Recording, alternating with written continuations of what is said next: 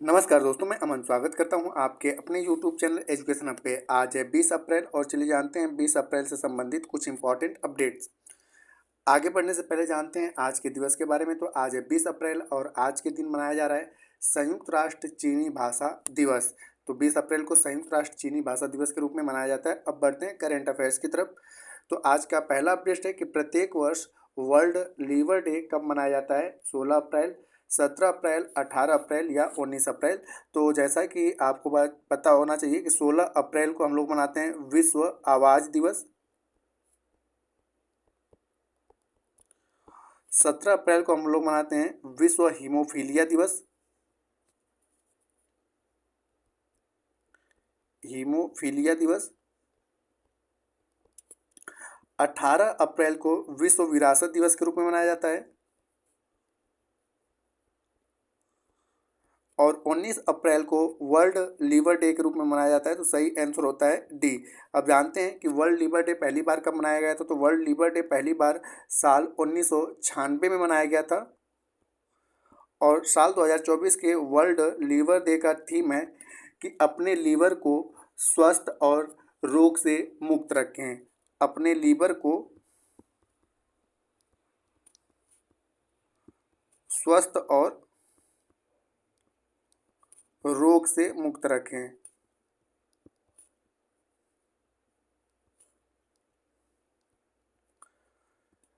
अगला विषय, माउंट रुआंग ज्वालामुखी अपने विस्फोट के कारण चर्चा में रहा। इसका संबंध किस देश से है? इक्वाडोर, चिली, अंडमान निकोबार या इंडोनेशिया। तो यहाँ पर माउंट रुआंग ज्वालामुखी की अगर बात किया जाए तो इसका संबंध जो है इंडोनेशिया से है, क्योंकि अभी हाल ही में इसमें विस्फोट हुआ है जिसके कारण यह चर्चे में आया है। तो सही ऑप्शन होता है डी।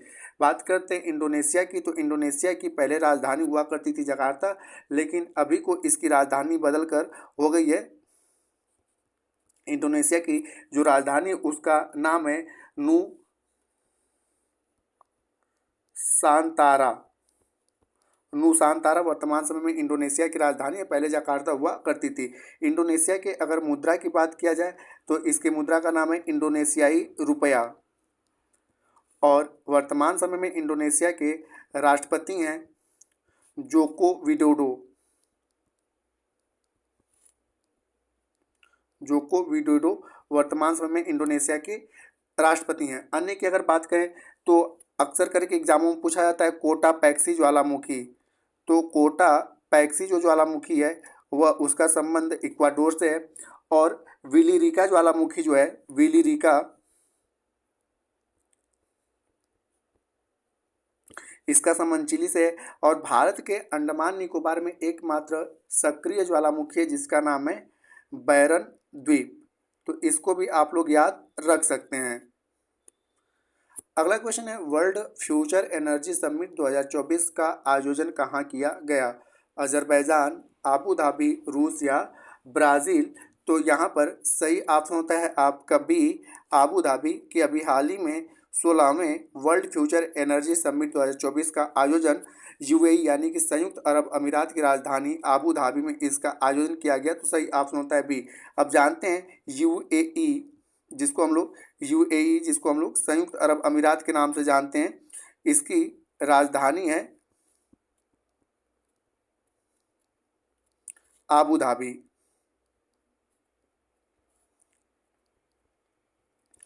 और इसके मुद्रा की अगर बात किया जाए तो यूएई की मुद्रा जो है वह है दिरहम। और वर्तमान समय में इसके राष्ट्रपति हैं यूएई के राष्ट्रपति मोहम्मद बिन जायद अल नहयान। तो वर्तमान समय में यूएई यानी कि संयुक्त अरब अमीरात के राष्ट्रपति हैं मोहम्मद बिन जायद अल नहयान। अब अन्य की अगर बात करें यहाँ पे ऑप्शन की तो अजरबैजान में बेसिक तौर पे कि संयुक्त राष्ट्र जलवायु परिवर्तन सम्मेलन जो होगा 2024 का, यूएन का यानी कि संयुक्त राष्ट्र का जलवायु परिवर्तन सम्मेलन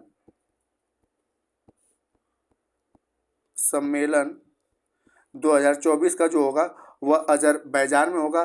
बात करते हैं ब्रिक्स की तो रूस की, तो ब्रिक्स का 2024 का आयोजन रूस में किया जाएगा। और बात करते हैं ब्राज़ील की, तो 2024 में G20 का शिखर सम्मेलन कहाँ पे होगा? ब्राज़ील में होगा। अगला क्वेश्चन है कि यूके ने किस देश को यात्रा के लिए बहुत खतरनाक देशों की सूची में शामिल किया? सोमालिया, रूस, पाकिस्तान या अफगानिस्तान? तो सही आंसर होता है सी, पाकिस्तान के। अभी हाल ही में यूनाइटेड किंगडम ने यानी कि इंग्लैंड ने पाकिस्तान को बहुत खतरनाक देशों की यात्रा की सूची में शामिल किया है, तो सही आंसर होता है सी। अब यहाँ पे बात करते हैं पाकिस्तान की, तो पाकिस्तान की जो राजधानी है, पाकिस्तान की राजधानी इस्लामाबाद है।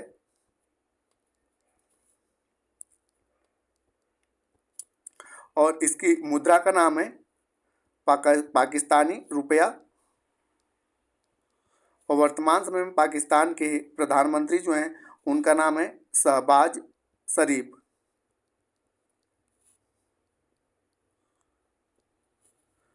और वर्तमान समय में पाकिस्तान के जो राष्ट्रपति हैं उनका नाम है आसिफ अली।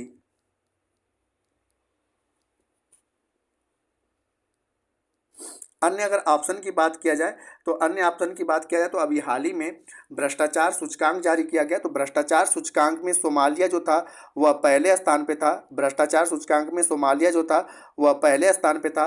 और भारत भ्रष्टाचार सूचकांक में अगर भारत की बात किया जाए तो इसको भी आप लोग याद रख लीजिएगा कि भ्रष्टाचार सूचकांक में भारत का जो स्थान था 93वां था। और दूसरे ऑप्शन रूस की बात करें तो रूस अभी हाल ही में अपने परमाणु हथियार के कारण चर्चे में रहा। तो विश्व में सर्वाधिक जो है परमाणु हथियार किसके पास है? सर्वाधिक परमाणु हथियार वाला जो देश है वह है रूस। और अन्य की अगर बात करें अफगानिस्तान के, तो अभी हाल ही में सर्वाधिक मतलब आतंकवाद सूची को जारी किया गया था। तो सबसे अधिक आतंकवाद प्रभावित देशों में जो है अफगानिस्तान पहले नंबर पे है।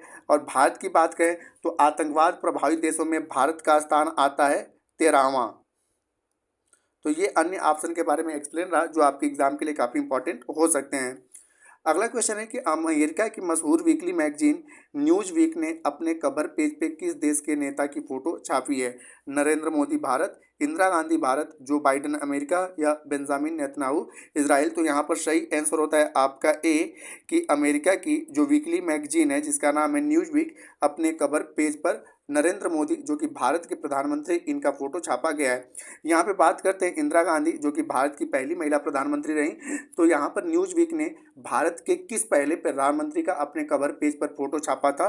तो उनका नाम आता है इंदिरा गांधी, क्योंकि न्यूज वीक पर सबसे पहले भारतीय प्रधानमंत्री जिसका फोटो छापा गया था वह इंदिरा गांधी थी। बात करते हैं जो बाइडेन की, तो जो बाइडेन जो है वह अमेरिका के राष्ट्रपति हैं। अमेरिका के राष्ट्रपति हैं जो बाइडेन। और बात करते हैं बेंजामिन नेतन्याहू की, तो यह इजराइल के प्रधानमंत्री हैं। इजराइल के यह प्रधानमंत्री हैं। और अमेरिका के अन्य अगर फैक्ट की बात करें तो अमेरिका की मुद्रा का नाम जो है वह डॉलर है।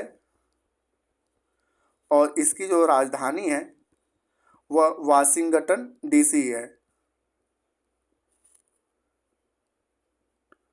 डीसी, और डीसी का पूरा नाम होता है district of Columbia.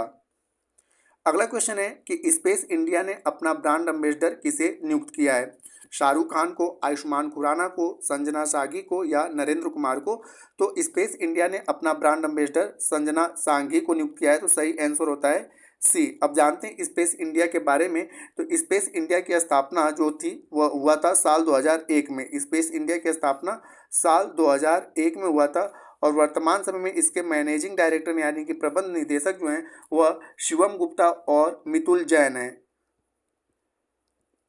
Shivam Gupta और मितुल जैन हैं। अन्य अगर ऑप्शन की बात किया जाए तो वर्तमान समय में फिट इंडिया मूवमेंट के ब्रांड एम्बेसडर हैं Narendra Kumar Yadav. Fit India movement के ब्रांड एम्बेसडर हैं नरेंद्र कुमार यादव। आयुष्मान खुराना की अगर बात किया जाए तो वर्तमान समय में आयुष्मान खुराना निर्वाचन आयोग के ब्रांड एम्बेसडर हैं। निर्वाचन आयोग के ब्रांड एम्बेसडर हैं आयुष्मान खुराना। और बात करते हैं शाहरुख खान की, तो रियलमी के ब्रांड एम्बेसडर कौन है? तो शाहरुख खान है। रियलमी के ब्रांड एम्बेसडर हैं शाहरुख खान। तो ये अन्य ऑप्शन के बारे में रहे। अब समय अगला क्वेश्चन है आपका कि स्काई ट्रैक अवार्ड 2024 में बेस्ट एयरपोर्ट का खिताब किसने जीता? ऑप्शन है चांगी हवाई अड्डा सिंगापुर, या टोक्यो हनेडा हवाई अड्डा, या हमाद हवाई अंतर्राष्ट्रीय हवाई अड्डा दोहा, या दुबई हवाई अड्डा। तो यहाँ पर सही आंसर होता है आपका सी, हमाद अंतर्राष्ट्रीय हवाई अड्डे ने स्काई ट्रैक अवार्ड 2024 में बेस्ट एयरपोर्ट का खिताब जीता है। तो सही आंसर होता है आपका सी। अब जानते हैं कि दोहा के हमाद अंतर्राष्ट्रीय हवाई अड्डा sky track world airport award 2024 में बेस्ट एयरपोर्ट का अवार्ड अपने नाम किया। हमाद एयरपोर्ट ने 12वीं बार के चैंपियन सिंगापुर चांगी हवाई अड्डे को पिछाड़कर यह अवार्ड अपने नाम किया। साथ ही लगातार दूसरी बार खरीदारी के लिए सबसे बेस्ट एयरपोर्ट का भी अवार्ड जीता। भारत का जो दिल्ली का एयरपोर्ट है इंदिरा गांधी अंतर्राष्ट्रीय एयरपोर्ट, जिसको हम लोग IGI के नाम से जानते हैं, यह इस लिस्ट में 36वें स्थान पर रहा। अगला क्वेश्चन है कि हिंदुस्तान जिंक वैश्विक स्तर पर चांदी के उत्पादन में किस स्थान पर पहुंच गया है? तो यहाँ पर ऑप्शन है पहला, दूसरा, तीसरा या चौथा। तो यहाँ पर सही ऑप्शन होता है सी, कि हिंदुस्तान जिंक जो है वह वैश्विक स्तर पर चांदी के उत्पादन में तीसरे स्थान पर पहुंच गया है। तो जानते हैं यहाँ पर कि वेदांता समूह की कंपनी हिंदुस्तान जिंक वैश्विक स्तर पर चांदी का तीसरा सबसे बड़ा उत्पादक बन गया है। पिछले साल कंपनी चांदी प्रोडक्शन में चौथे स्थान पर थी। चांदी वैश्विक ऊर्जा परिवर्तन में महत्वपूर्ण भूमिका निभाती है। हिंदुस्तान जिंक के वर्तमान समय में जो चेयरपर्सन है वह प्रिया अग्रवाल हैं। प्रिया अग्रवाल ये चेयरपर्सन है।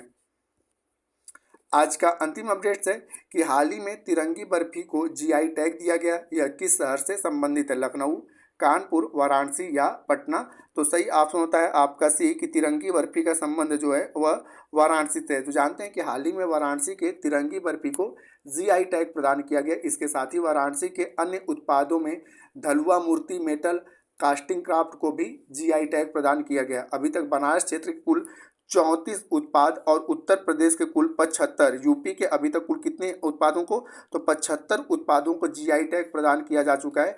और यहाँ पर तमिलनाडु दूसरे, अगर आपसे पूछा जाए कि सर्वाधिक GI टैग वाला राज्य कौन सा है, तो यूपी है। और दूसरे नंबर पे आपका आता है तमिलनाडु।